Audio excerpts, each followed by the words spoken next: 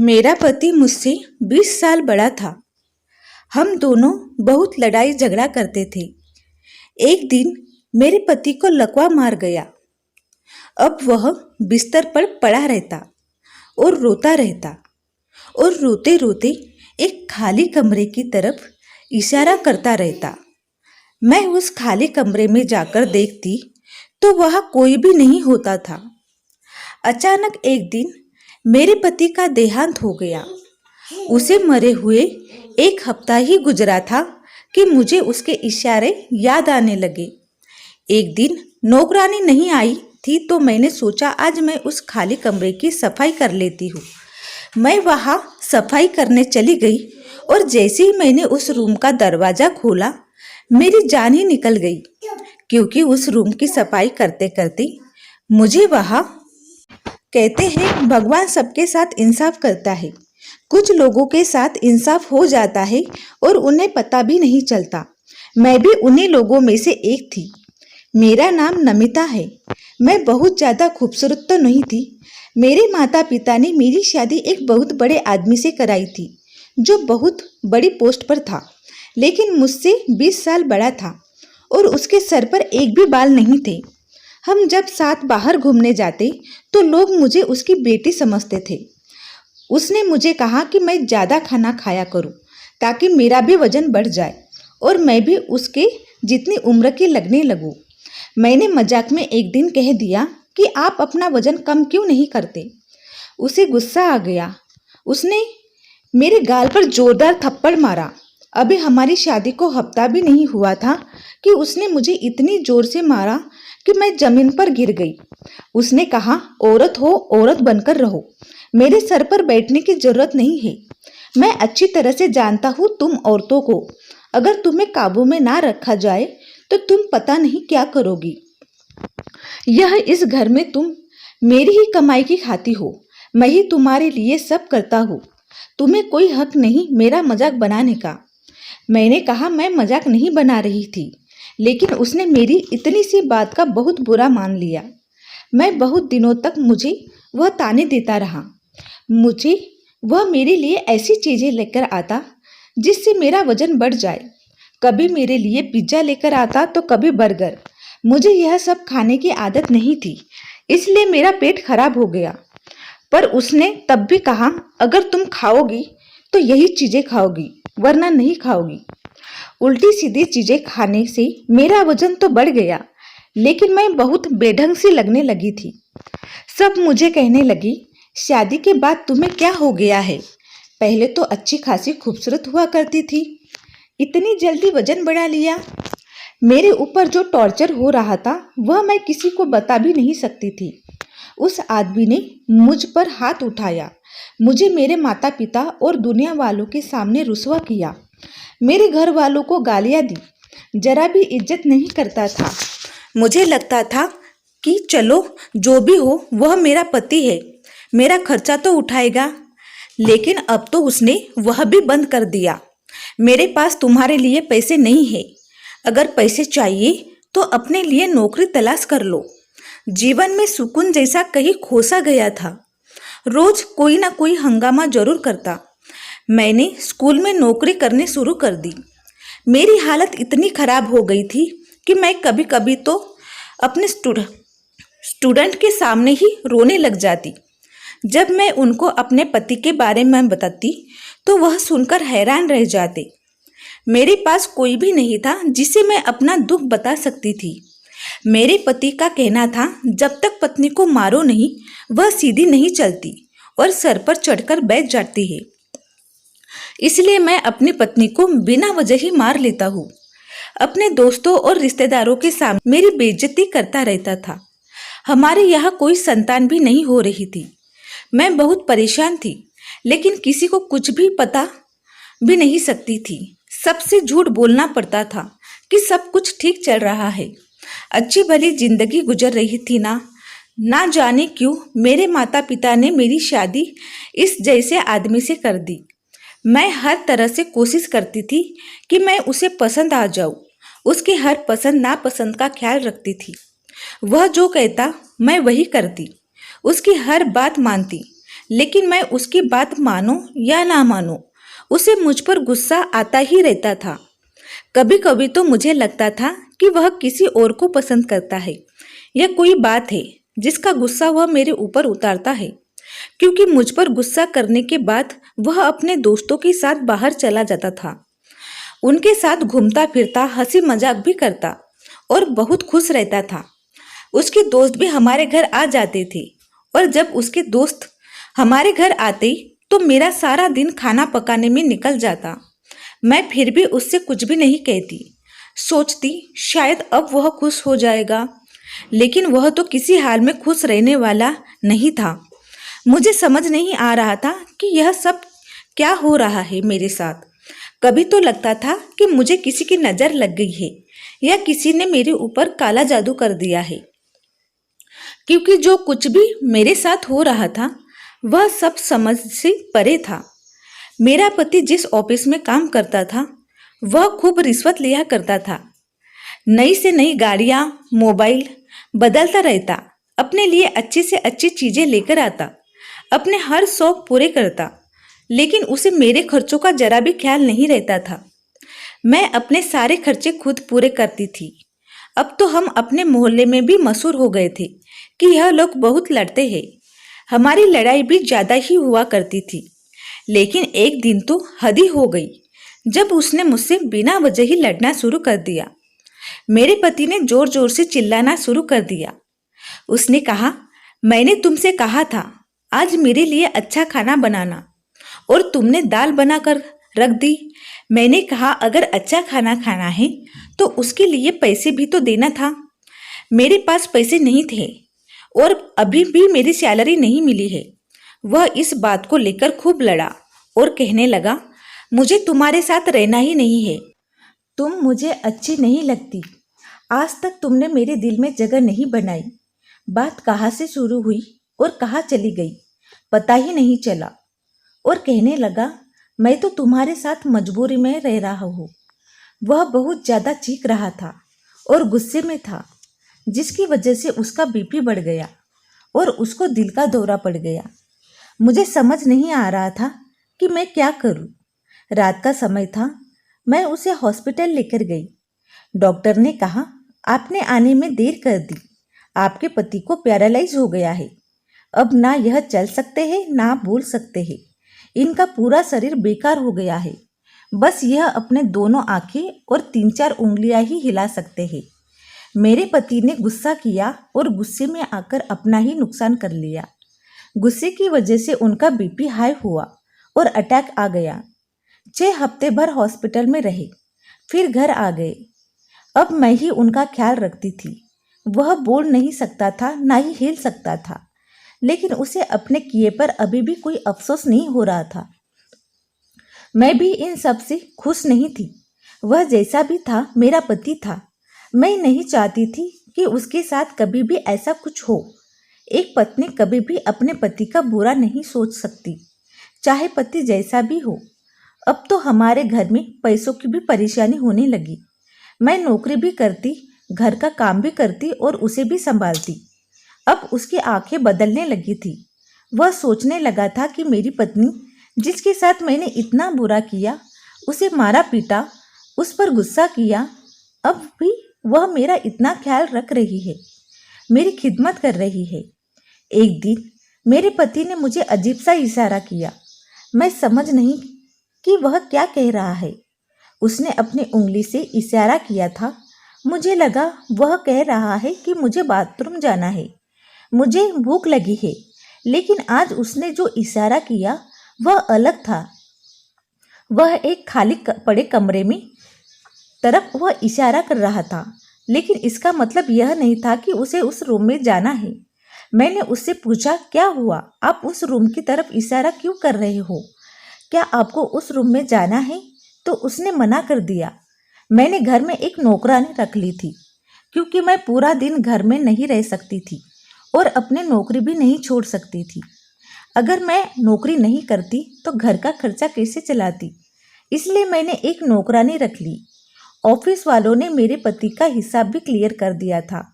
अब वह नौकरी पर भी नहीं जा सकता था, इसलिए उनकी तनख्वाह भी आना बंद हो गई थी और जो उसकी अभी तक की तनख्वाह थी उनको मिलने में थोड़ा टाइम लगेगा।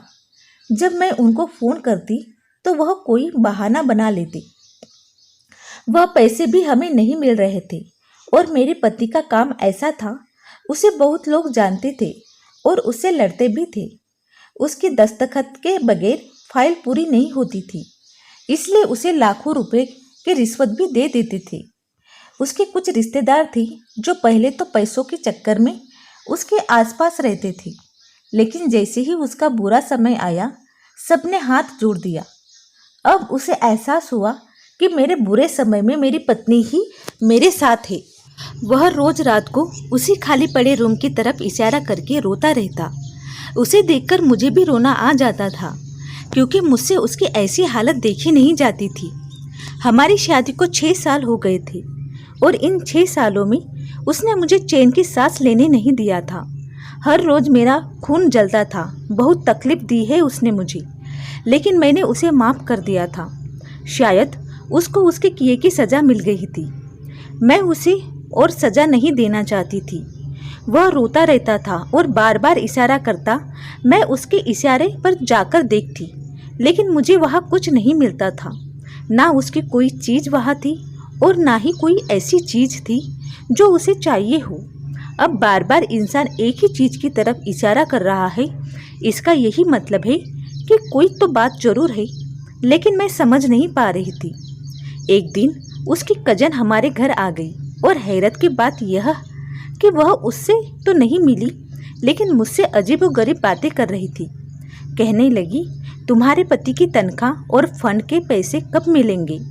मैंने कहा, पता नहीं, मैं तो रोज़ फ़ोन करती हूँ, वह लोग कुछ ना कुछ बहाना बना देते हैं। कहने लगी, बहुत सारे पैसे होंगे ना, तुम इतने पैसों का क्या करोगी? मैंने कहा, अपने पति का इलाज कराऊंगी, हो सकता है दूसरे शहर में इनका इलाज हो जाए। तो मुझसे पूछने लगी, कहीं तुम्हारे पति ने दूसरी शादी तो नहीं कर रखी है? मैंने कहा, मुझे नहीं पता, लेकिन वह मुझे अपने पैसे नहीं देते थे। बोली, तब तो जरूर इसने दूसरी शादी कर ली होगी।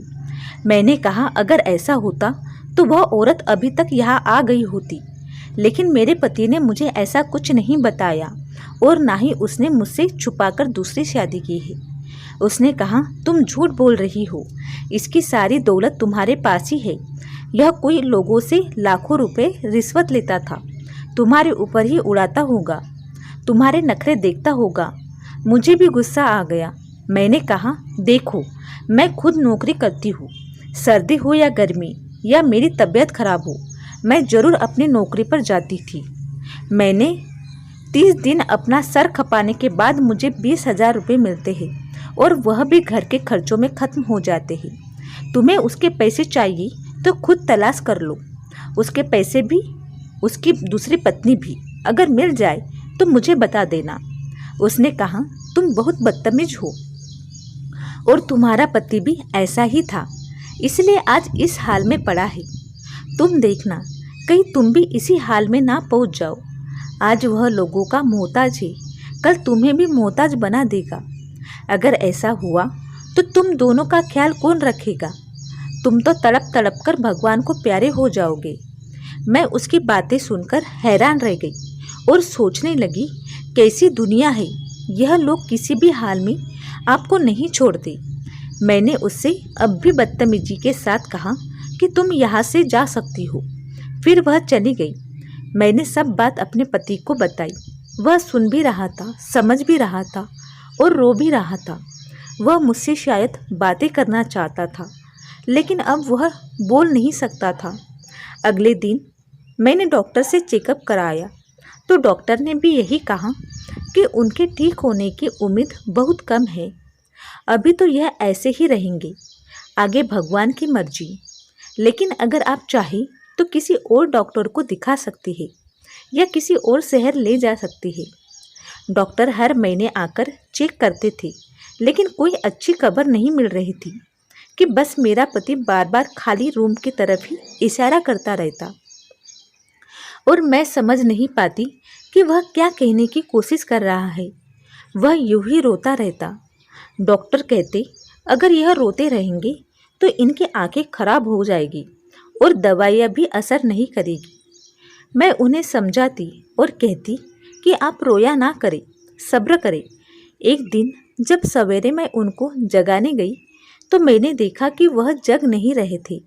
तब मुझे एहसास हुआ कि वह इस दुनिया में नहीं रहे। मेरे पैरों तले से जमीन ही निकल गई थी। मैंने डॉक्टर को बुलाया। उन्होंने कहा इनका देहांत हो चुका है और इनके लिए यही अच्छा हुआ, क्योंकि यह जीने की उम्मीद छोड़ चुके थे और बहुत तकलीफ में थे। अच्छा हुआ इन्हें भगवान ने बुला लिया। मुझे यह सुनकर बहुत ही सदमा लगा और मैं रोने लगी। वह जैसे भी थे आखिर मेरे पति थे। उन्होंने मेरे साथ कुछ भी किया हो, लेकिन उन्हें भी जीने का हक था। मैंने पूरी इज्जत के साथ उनका क्रियाकर्म किया। मैं कुछ समय नौकरानी पर नहीं गई और मैं घर में ही रहती और मेरे साथ घर में एक नौकरानी रहती थी। वही घर का सारा काम करती थी, खाना बनाना, सफाई करना, कपड़े धोना। मेरे पति के देहांत के बाद मेरा किसी काम में दिल नहीं लगता था। एक दिन किसी ने दरवाज़ा बजाया और मुझे नौकरानी ने आकर बताया कि मुझे कोई औरत मिलना चाहती है, उसके साथ बच्चे भी है। मैंने कहा क्या नाम है उसका? उसने मुझे नाम बताया और मैंने कहा मैं इस नाम की किसी औरत को नहीं जानती थी और ना ही उसके बच्चे को। मैंने कहा कौन है आप? उसने कहा मैं तुम्हारे पति की दूसरी पत्नी हूँ। अब वह मर गया है। मैं अपना और अपने बच्चों का हिस्सा लेने आई हूँ। तुम्हारे पति ने 3 साल पहले तुमसे छुपाकर मुझसे शादी कर ली थी और 3 साल में मेरे 2 बच्चे भी हैं। अब मैं अपना हक लेने तुम्हारे पास आई हूँ। जब मैंने यह बात सुनी तो मुझे उस औरत का ख्याल आ गया जो उस दिन हमारे घर पर आई थी। इसका मतलब वह गलत नहीं कह रही थी और इनके खुद के रिश्तेदार भी सही सोचते थे। मैंने कहा तुम्हें शर्म नहीं आई एक शादीशुदा आदमी से शादी करते हुए? उसने कहा इसमें मेरा क्या कसूर है? वह तुम्हें पसंद नहीं करता था, तुमसे अच्छी नहीं लगती थी और मैं खूबसूरत हूँ, हसीन हूँ। वह मेरे पीछे पड़ गया और मुझसे शादी कर ली। मैंने कहा खूबसूरत तो मैं भी थी, लेकिन उसने मुझे जानबूझकर बदसूरत कर दिया। उसने कहा मर्द ऐसा क्यों करेगा? शायद तुम्हारी किस्मत ही खराब थी। खैर छोड़ो इन बातों को। अब वह इस दुनिया में नहीं रहा, मेरा हिस्सा मुझे दो। मैंने कहा वह मेरे पास कुछ नहीं छोड़ कर गया है। मैं अपना खर्चा भी अपनी नौकरी करके चलाती हूँ और जो उसके फंड और तनख्वाह का है वह भी अब तक नहीं मिला है। जब मिल जाएगा तो मैं तुम्हें उसमें से आधे पैसे दे दूंगी। और रहा यह घर, तो यह घर भी किराए का है और इसे मैं चलाती हूँ। तुम्हारा पति नहीं चलाता था, वह मुझे पैसे भी नहीं देता था, तुम पर ही उड़ाता होगा अपनी सारी दौलत, तभी तो इस घर में 1 रुपया भी नहीं देता था। तुमने उसके जीते जी बहुत ऐश कर लिया, अब तुम्हें क्या चाहिए? वह औरत मुझसे लड़ने लगी और पूरे घर की तलाशी लेने लगी। मैंने कहा यहाँ कुछ नहीं है, जाओ यहाँ से। मेरा बीपी बढ़ने लगा। मुझे उसकी हरकत से बहुत गुस्सा आ रहा था। वह औरत बहुत ही जिद्दी और बदतमीज थी। जब उसे कुछ नहीं मिला तो वह चली गई और कहकर गई कि मैं तुम पर नज़र रखूँगी। जब उसके पैसे आ जाएंगे तो मैं खुद लेने आ जाऊँगी। मुझे सब कुछ पता चल जाएगा। मेरी नौकरानी ने बताया कि वह उस औरत को जानती है। वह बहुत ही बिगड़ी हुई औरत है। अमीर आदमियों को पहले फंसाती है, फिर उससे शादी करती है और फिर बाद में उनसे सारे पैसे ले जाती है या तलाक के नाम पर बच्चों का खर्चा मांगती है। और पता नहीं उसने ऐसा क्यों किया, लेकिन यह अच्छी औरत नहीं है। इसको तो सारा मोहल्ला जानता है। मैंने कहा मेरी ज़िंदगी में कुछ अच्छा नहीं हो सकता। मेरे पति ने भी मुझे तंग किया और जाने के बाद भी मेरे गले में मुसीबत डाल दी। मैं क्या करूं? अभी मेरे पति को मरे हुए ज़्यादा समय नहीं हुआ था। मुझे बार बार अपने पति का ख्याल आता कि वह एक खाली रूम की तरफ इशारा क्यों करता था। अपने आखिर समय में भी वह यही इशारा कर रहा था। मुझ में उसकी याद बस गई थी। औरत भी बहुत अजीब होती है। जब किसी से मोहब्बत करती है तो उसकी बेवफाई भी माफ़ कर देती है, लेकिन मन के अंदर इतनी ताकत नहीं होती। मुझे तो आज तक यह समझ नहीं आया कि मेरे पति ने मेरे साथ ऐसा क्यों किया। जबकि मैंने तो हमेशा उनसे मोहब्बत की। मैं अपने घर से भी यही सोचकर आई थी कि हमेशा अपने पति का साथ दूंगी। मैं देखने में भी अच्छी थी, लेकिन शायद उसके दिल में जगह ना बना सकी। औरत खूबसूरत है या नहीं, मर्द की नज़र तय करती है। अगर कोई औरत एक बार मर्द को खूबसूरत लग जाए और अगर वह खूबसूरत ना भी हो, वह उसे अपने दिल की मल्लिका बनाकर रखता है। और वह कभी कभी बहुत खूबसूरत औरत भी मर्द के दिलों के नहीं भाती, तो उनकी हालत मेरे जैसी हो जाती है। क्योंकि आजकल तो हालत ही ऐसे है। मैं अब दिन भर रोती रहती, खाना भी नहीं खाती थी। हर समय दिमाग में टेंशन रहता था। लेकिन मेरे पास अब क्या रह गया था? मेरी उम्र भी अभी कोई ज़्यादा नहीं हुई थी। मुझे किसी से शादी भी नहीं करनी थी। मेरा ऐसा कोई इरादा नहीं था। मैं सिर्फ अपनी ज़िंदगी चैन सुकून से और अपने तरीके से जीना चाहती थी। और मेरे दिल में अब कोई चाहत बाकी ना रही थी। मेरी ज़िंदगी का कोई मकसद नहीं था। मैं घर में ही रहती। मेरे पति के पैसे भी नहीं आ रहे थे और उसकी दूसरी पत्नी फ़ोन कर कर के मुझे परेशान करती रहती। पैसों का पूछकर मुझे तंग करती रहती। मेरे पास सब पैसे खत्म हो गए थे। मैंने नौकरानी से भी कहा वह काम छोड़कर चली जाए, मैं अब उसको पैसे नहीं दे सकती। मैं हैरान रह गई जब एक दिन वह मेरे लिए खुद अपने घर से खाना बनाकर लाई और कहने लगी, आप बहुत अच्छी हैं मैडम, आपने मेरा बहुत ख्याल रखा। मेरे पास इतना ही है मैडम, मैं आपके लिए खाना ही ला सकती हूँ। उस दिन मुझे पता चला कि अगर हम दुनिया में किसी के साथ अच्छे इंसान के साथ अच्छा करते हैं तो वह हमारे साथ उससे भी ज़्यादा अच्छा करता है। उसके पास तो खुद कुछ नहीं था, वह गरीब थी, 4 बच्चे थे। मैं उसके ऊपर बोझ नहीं बनना चाहती थी। मैंने उससे कहा अगर मेरे हालात अच्छे हो गए तो मैं तुम्हें ही काम पर बुला लूँगी और तनख्वाह भी दे दूँगी। उधर उनके ऑफिस वाले पैसे देने को तैयार नहीं थे, शायद वह पैसे खाना चाहते थे। इधर उनकी पत्नी ने मुझे तंग कर रखा था। मेरी एक दोस्त थी जिससे मैंने उधार ले रखा था और किसी तरह खाना पीना चल रहा था, वह भी खत्म होने वाले थे। मैं बहुत ज़्यादा परेशान थी। नौकरानी को भी मैंने हटा दिया था। घर भी कुछ बहुत ज़्यादा गंदा हो रहा था। वैसे भी करने को कुछ नहीं था। मैंने सोचा आज सफाई कर लेती हूँ। मैं उस खाली रूम में चली गई। वहाँ जाते ही मुझे अपने पति की याद आने लगी। मैं सोचने लगी वह बार बार इधर इशारा क्यों करते थे कि अचानक मेरा पैर फिसल गया और मेरा हाथ दीवार पर लग गया, जिससे मेरी कलाई में चोट लग गई और वहाँ का एक टाइल्स टूट गया। जब मैंने उस तरफ देखा तो मेरे पैरों तले से जमीन ही निकल गई। मुझे यकीन नहीं हुआ कि मेरी आंखें क्या देख रही है। इस दीवार के पीछे एक कमरा बना हुआ था और उसमें एक तिजोरी बनी हुई थी। जब मैं अंदर गई तो मेरे पैरों तले जमीन ही निकल गई। उसके अंदर ढेर सारी दौलत, सोना चांदी और न जाने क्या कुछ था। मैं समझ गई कि वह इसी तरफ इशारा करते थे, लेकिन बता नहीं पा रहे थे। जैसे कि मेरे पति ने के बारे में मशहूर था कि वह बहुत ज़्यादा रिश्वत लिया करता था। शायद यह सब उन्हीं रिश्वत के पैसों का बना हुआ था। मैंने सब सामान वहाँ से निकाल लिया और उस जगह को बंद कर दिया और पहले की तरह ही कर दिया ताकि कोई पहचान ना सके। अगले दिन मैंने नौकरानी को बुलाया और कहा कि घर का सारा सामान पैक कर दो, मैं यहाँ से जा रही हूँ। वैसे भी यह घर किराए का है। मैं सोच रही थी दौलत में से कुछ हिस्सा अपने पति की दूसरी पत्नी को दे दूंगी, लेकिन नौकरानी ने बताया कि वह दोनों बच्चे उसके नहीं थे। वह झूठ बोल रही थी। वह बच्चे किसी और के थे। वह आपके पति के बच्चे नहीं थे। वह औरत हमारे मोहल्ले में ही रहती है। कल एक आदमी आया था और अपने बच्चे लेकर चला गया। हो सकता है आपके पति ने उससे शादी भी ना की हो।